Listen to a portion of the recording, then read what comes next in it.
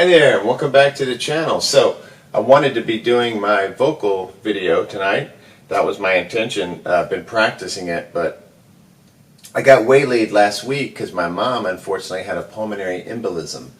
And so my sisters and I all had to scramble and, do this and that. And it wasn't even so much that I did so much, it was that it put so much, mental stress.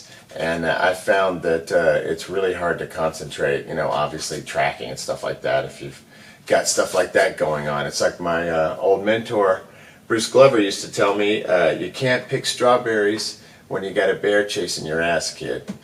So that was what was happening. We had some bears on our trail, but everything is better now. Luckily, she's recovering, and hopefully we'll continue to get better. But lyrics. So I may have made a video where I discussed lyrics at some point a long time ago, but I haven't thought of it in a minute, and I would like to discuss it just because it's kind of been on my mind this past week. I was happy with how I wrote this tune because I don't know what everyone out there's lyrical history is, like how you decide to do your lyrical thing. I didn't get into songwriting until I was about 20.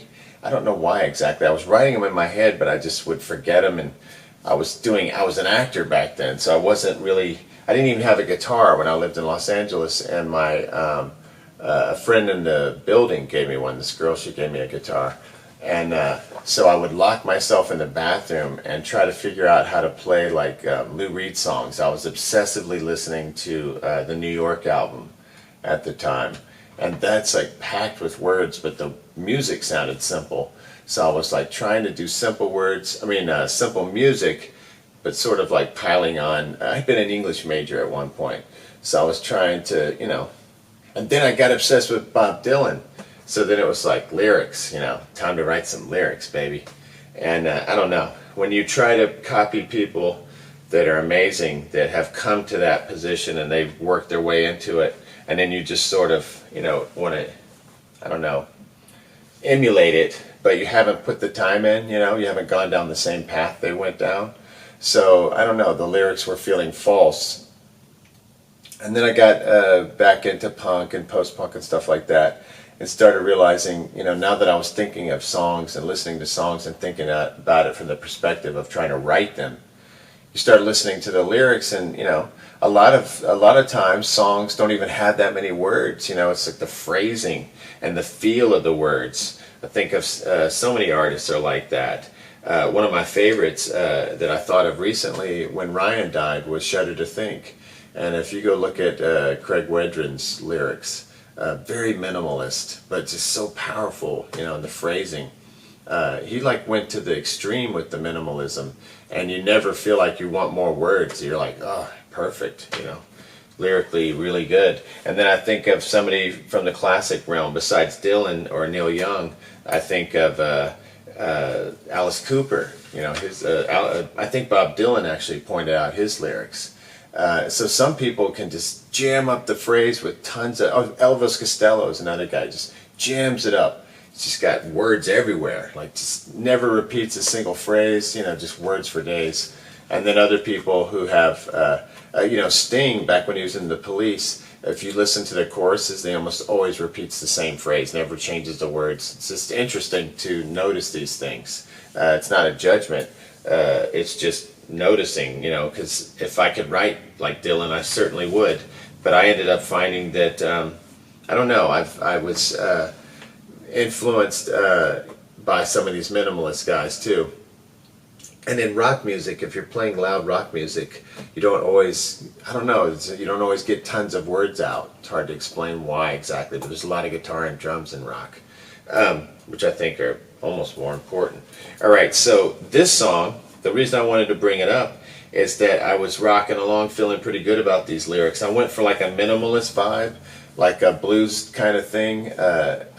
Anytime I think of blues lyrics, I think of Muddy Waters and that kind of style, or Willie Dixon, but the Manish Boy thing, where it's like repetitive and it's only a few words, and it's like you make the most of every word is like, oh, that might be the greatest song I've ever heard, the Manish Boy song. It's unbelievable, and it's lyrical perfection.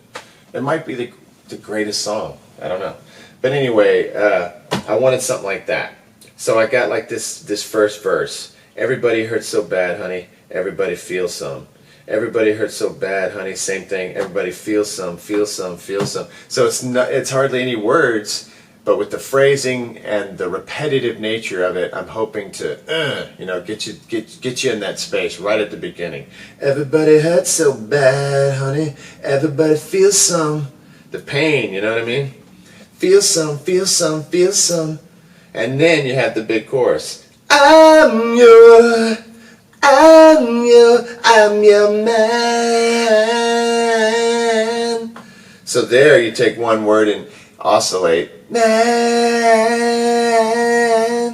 Ooh, I was thinking about Chrissy Hine and all of her wonderful oscillations and vibrato and her lyrics. Whew, Time the Avenger.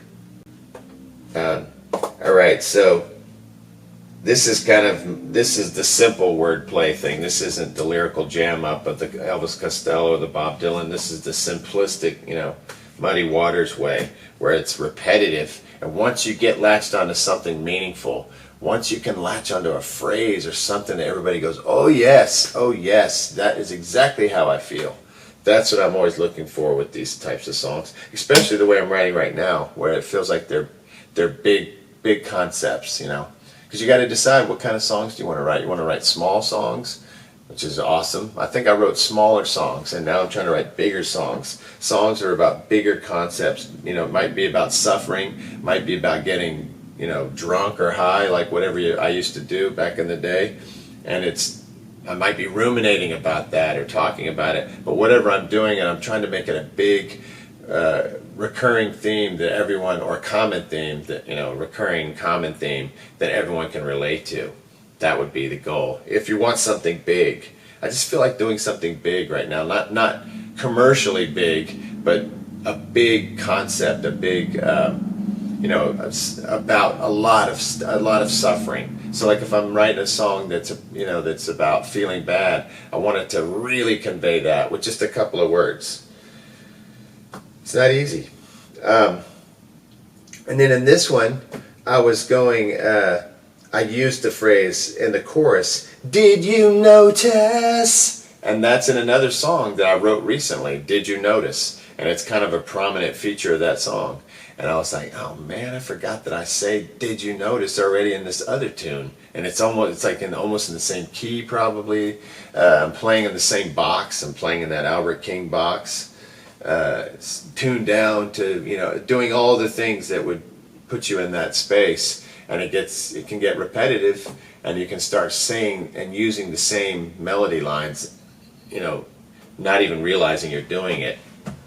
So I was like, darn, I already used Did You Notice? And I love that. Did you notice? Did you notice? It's just these phrases that are in everyday life, but when you put it in a tune and turn it a certain way, it's like powerful. So I was kind of bummed, and I was like, man, how am I going to think of a better phrase than that? And I got to do something, because I can't sing that exact same thing that I already have in another tune. So different ways to get ideas. I've been getting really into binaural beats lately, like listening to frequencies and hoping that will create the sound. I used to do it with lawnmowers, like you're mowing a lawn or a tractor. Back when I lived in Houston, I used to run a tractor, and I listened to a Walkman back in those days. And I didn't even know it back then because I wasn't a songwriter yet, but I was getting those ideas. I just didn't get them down. I didn't know how to direct them yet to actually make it into a song. It was like ideas flowing in my head. And I think that came from that machine, just running. So I've had some luck getting creative listening to binaural beats, like just getting ideas. And one of those ideas was to change Did You Notice to In the Moment. So instead of, so it goes now, I'm your man. In the moment I used words you'd understand.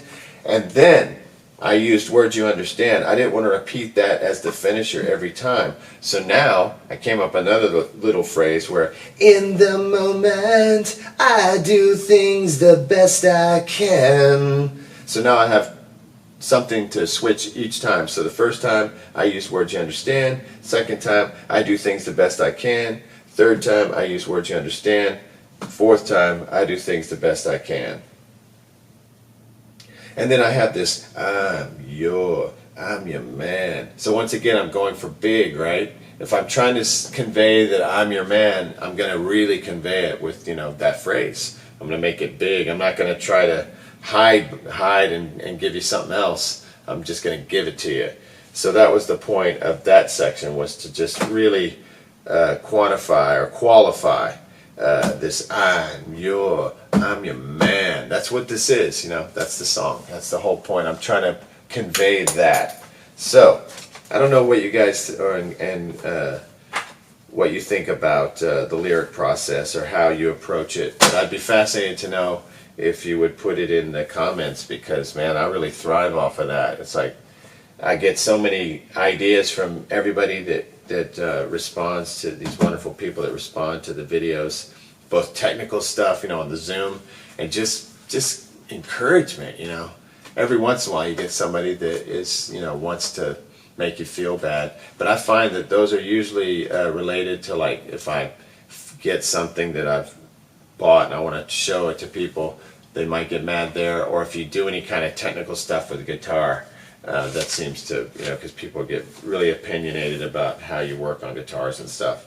All right, so the goal tomorrow night is Monday Night Football. Dallas plays. I'm from Texas, enough said. So I'll be watching that, take a break, but I'll be working at home, and then I'm hoping to be back in here Tuesday, and I think by then I'll be able to nail this. And I guess I'm kind of dragging my feet, because I've got this other tune that is just sitting, it's like halfway done, and I think it could be like a standout track on the record. I just cannot get, so once again, binaural beats, hopefully that'll push me into the next inspiration zone.